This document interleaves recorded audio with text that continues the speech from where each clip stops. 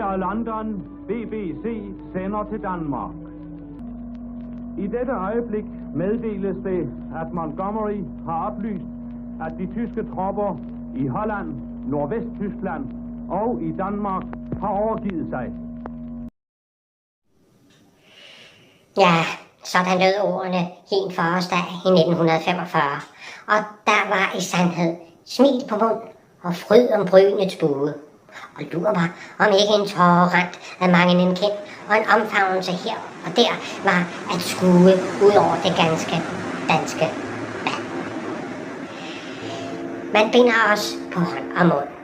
Sådan lød det i 1940 i Poul Henningsens så berømte tekst fra Dyvekø-revyen, bevægende smukt sunget af Liva Weel. Ja, det danske publikum forstod godt de underliggende toner i denne sang, og lyttede med andægtig tavshed til, hvad der kun med nød og næppe var sluppet igennem den nazistiske censur. Den danske befolkning var ikke det fjerneste i tvivl om, at kongeriget Danmark var overtaget og kontrolleret af den nazistiske besættelsesmagt. Ja. Et mindre antal danskere drog fordel af førnævnte skænkelsesgerning og kollaborerede på nedrig vis, blot på grund af udsigten til usselmammon. Disse var forståeligt nok foragtet af de frihedselskende, stolte danske mænd og kvinder. Danskerne stod sammen imod fjenden, og man hjalp hver andre. Selv mennesker fra andre nationer nød godt af den danske hjælpsomhed. Med disse ord en mente. Vi kan bede hver og en, hver mand, hver kvinde, hver ung, hver gammel om én ting. Med åbne øjne at kigge på dette udtryk fra den psykologiske terminologi, nemlig kognitiv dissonans. Nej, det er ikke direkte noget at være bange for. De fleste af os har det, og det kan nemt kureres. Dog, hvis det ikke kureres, så udgør det en stor fare for den enkelte person, og så sandelig også for hele det samfund, man er en del af. Denne psykologiske term beskrives som en psykologisk ubehagelig og ustabil tilstand, som individet har et behov for at undgå og reducere. Det kan ske ved enten at ændre adfærden, eller ved at søge efter grunde til at ændre de opfattelser, der strider imod adfærden. Sidstnævnte kan fx ske ved systematisk, bevidst eller ubevidst, søgen efter og udvælgelse af informationer, der stemmer overens med den udførte adfærd. Med andre ord, det kan være yderst ubehageligt at blive bekendt med sandheden, og man vil gøre hvad som helst for at undgå dette ubehag. I dagens Danmark, ja, sågar i hele verden, har der snedet sig en ondskab ind.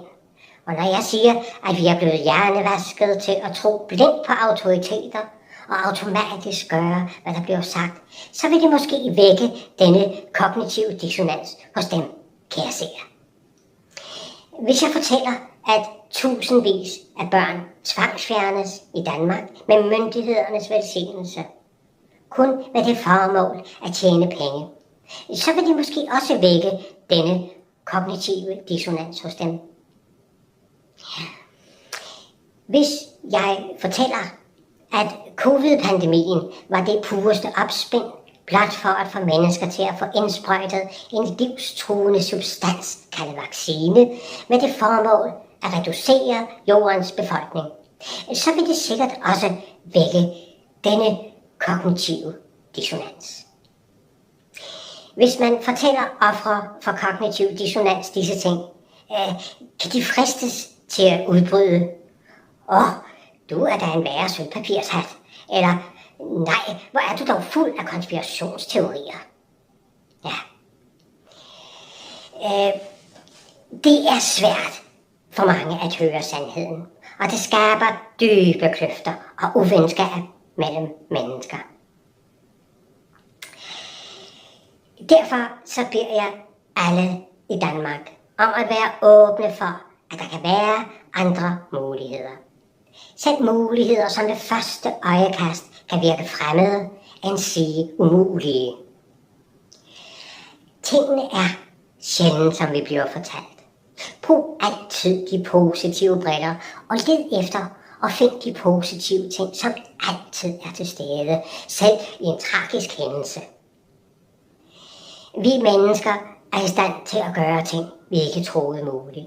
Af den simple grund, at vi ikke, eller at vi har fået fortalt igen og igen og igen og igen, at det ikke kan lade sig gøre. Vi som befolkning behøver ikke at blive holdt i hånden og få fortalt, hvad og hvordan vi skal gøre. Vi kan godt selv. Tak fordi de så med, og husk, at sandheden...